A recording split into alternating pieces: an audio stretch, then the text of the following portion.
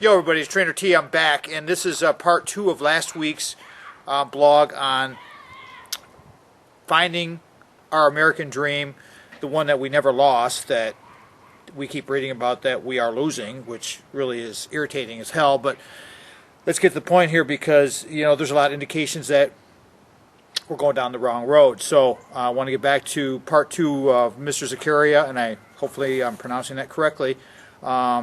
His article in Time Magazine, which I did link to, which I will link to again in this week's written blog for you to read if you haven't done so.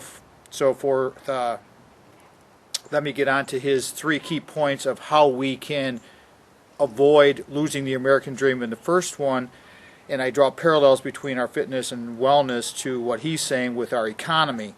And the first one he talks about is shifting from a consumption type of economy to an investment type of economy. And you can let your economic mind go with that one. That's pretty straightforward. But we've lived on credit for 25-30 years now, and the time has come to break that habit. And the parallel I want to make with that is we have been consuming way too much processed food and the fast food and all of these other quick fixes that have led us down that path. And I think we need to invest more in our health.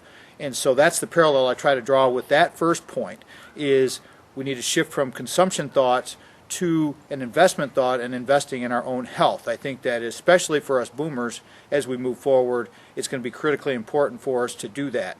The second point I want to make is and what he makes is education.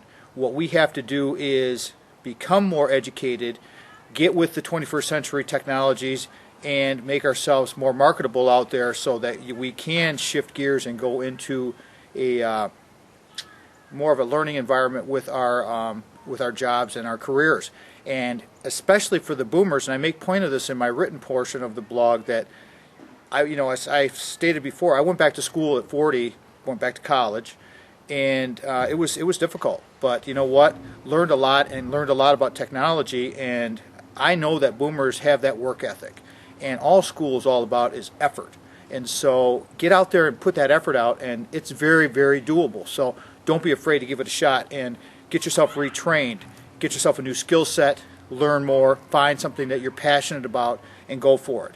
The third point is the biggest thing I want to talk about, and it's our governmental expenditures. The 2 biggest drains on our government are healthcare and our entitlement programs. And this is critically important for us boomers, especially because we don't want to leave a legacy of huge deficits for our children and grandchildren. But the 2 things that they're going to hit on are going to be healthcare, and it's going to be entitlement programs. Guarantee it.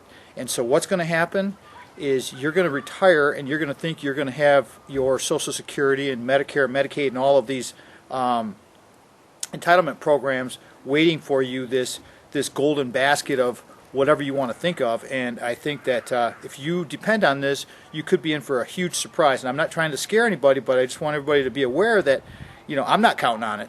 That's why we have to continue to work, stay in shape, live longer, be happier, and eat better.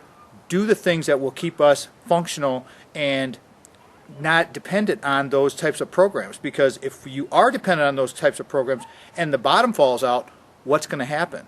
So, and it's just a sad state. So we have to get away from that. So I'm going to leave it at that. Please read the article, Time Magazine, November 1st. And like I said, I'll have a link on it.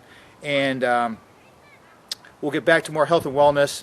Next week I've got some amazing people blogs that I want to get up, and I hope everybody had a good holiday, and go Spartans in the bowl game.